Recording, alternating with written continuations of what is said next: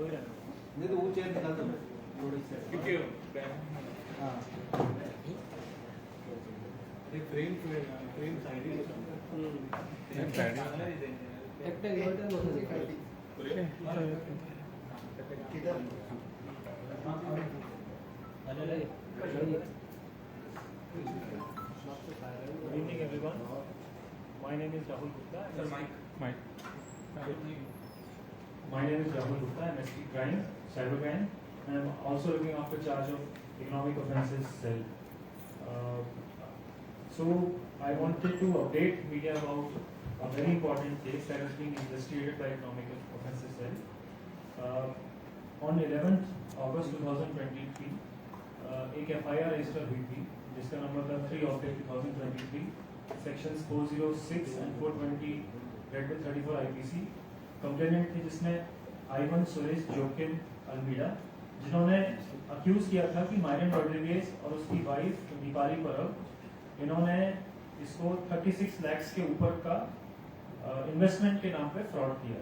तो Myron Rodriguez और उसकी वाइफ ये क्लेम करते थे कि वो इन्वेस्टमेंट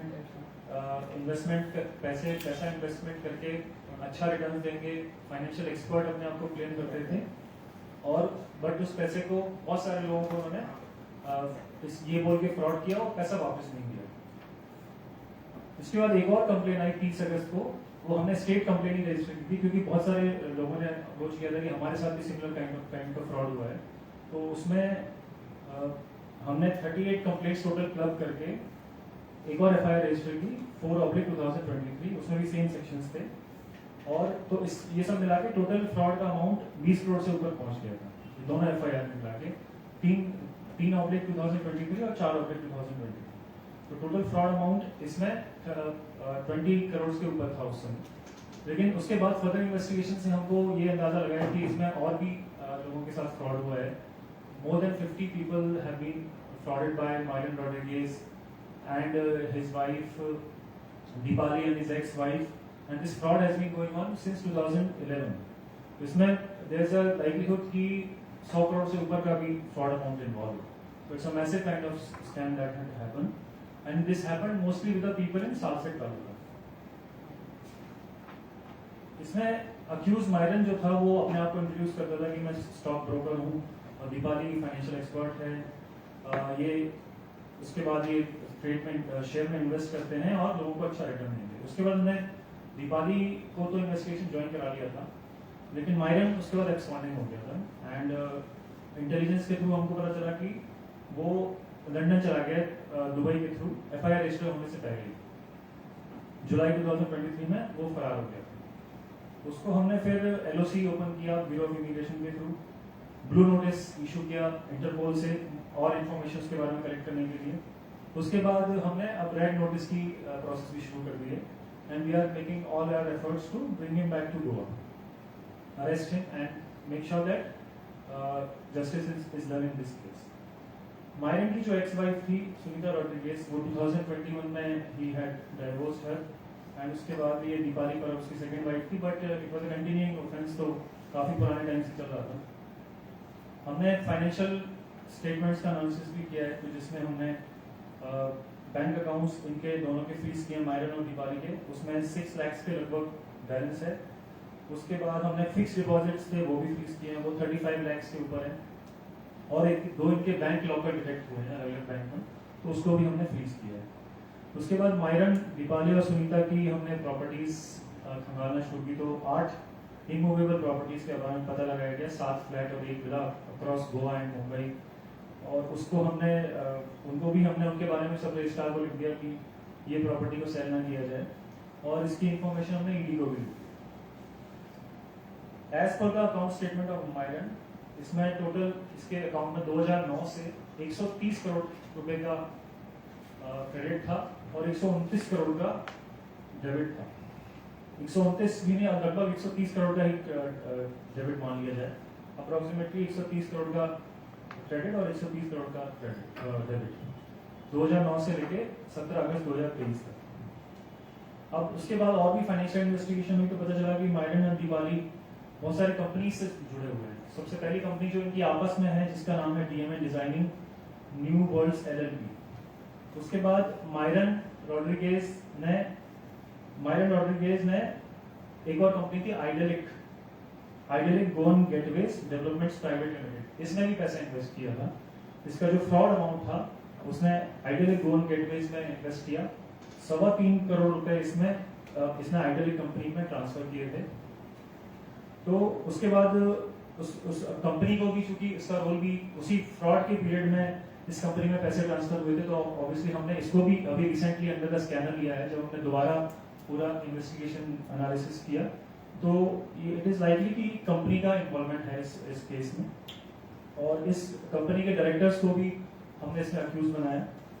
इस कंपनी में टोटल 5 डायरेक्टर्स हैं। Nolan Lawrence Antao, son of Pascal Antao, age 32 years, Joaquim Rosario Pires, son of Jose Piedade Socorro Pires, resident of Patora, Vijay Dattatreya Joyal, son of Dattatreya Narayan Joyal, age 54 years, resident of Kudal Sindhudurg Maharashtra. 4th है Navneet Mario Pereira, son of Armando Santana Pereira, age 55 years, resident of Benaulim Salcete. 5th है Sushant Manohar Gadhge, son of Manohar Gadhge, age 53 years, resident of Pernem. इन सबको हमने recently investigate करना शुरू किया। तो इन्होंने फिर एंटीसिपेटरी बेल के लिए अप्लाई किया 2 दिन पहले, और इंटरिम रिलीफ ग्रांट हुई है। वी आर फाइटिंग की एंटीसिपेटरी बेल ना मिले तो उसका नेक्स्ट डेट 29 नवंबर है। तो इस पे इन्वेस्टिगेशन चालू है। इसमें एक और देखने वाली बात है कि जो मायरन ने आइडेलिक के साथ मिलकर एक और कंपनी फॉर्म की थी जिसका नाम था प्रॉस्पेक्ट रियलिटी। तो प्रॉस्पेक्ट रियलिटी में भी इन्होंने पैसा ट्रांसफर किया। प्रॉस्पेक्ट रियलिटी में लगभग 2 करोड़ का ट्रांजेक्शन था। तो ये दोनों कंपनी आइडेलिक गोन गेटवेज और प्रॉस्पेक्ट रियलिटी, जिसमें ये 5 लोग डायरेक्टर्स हैं, ये सारे अंडर द स्कैनर आते हैं।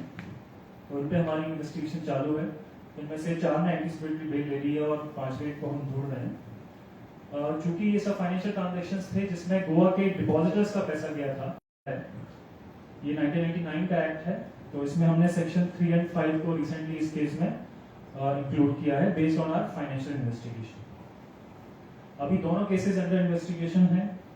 हम पूरा एफर्ट कर रहे हैं कि मायरन और उसके एसोसिएट्स आइडेंटिफाई करके पकड़े जाएं। इन्वेस्ट किया और या गोवा पर ट्रांसफर किया। That is still subject of investigation. काफी फाइनेंशियल ट्रांजैक्शंस काफी बड़े हैं, उस पर हम देख रहे हैं। अभी मैं उस पर कंक्लूजन आपको नहीं बोल सकता। कितने इन्वेस्टर्स हैं? 5th accused का नाम क्या है?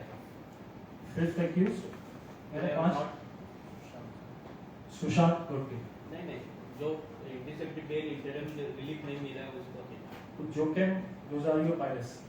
टोटल कितने इन्वेस्टर्स 38 yes.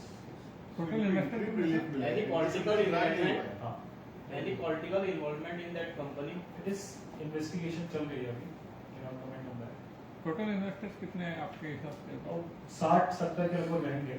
तो अभी 38 की कंप्लेन आई है, तो वही पर्पज है कि अपील है मेरी कि आप बाकी लोग अगर किसी के साथ हुआ है फ्रॉड तो बिल्कुल they should come forward. What is the amount? Amount may be more than 100 crores। तो कुछ सीजर वगैरह हुआ है? वही मैंने बताया ना कि हमने उसके नहीं, उसके नहीं, जो कंपनी के कंपनी का वो प्रोसेस भी चालू है, उसका डिटेल मैंने इसमें लिखा हुआ है। नाम कुछ है कंपनी का वैसे? आइडियलिक गोन आइडेंटिक गोड पे प्रॉस्पेक्ट रियलिटी, ये 2 कंपनीज का नाम है। सर कंपनी का ये क्या है? What was business of this company? Real estate. Real estate.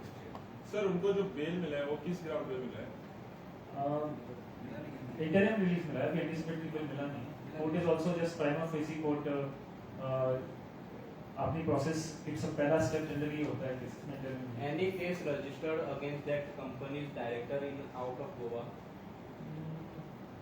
Not so far, हमने हमारी जितनी नॉलेज। सर इतना बड़ा अमाउंट ट्रांजैक्शन बैंक में निकला है 2009 से लेकर अभी तक, तो कभी जो टैक्स डिपार्टमेंट होता है उसकी नजर में नहीं आया? I can not comment on sir case register कब हुआ था? ये 11 अगस्त, पहला केस 11 अगस्त को हुआ था, सेकंड केस 30 अगस्त को 2023।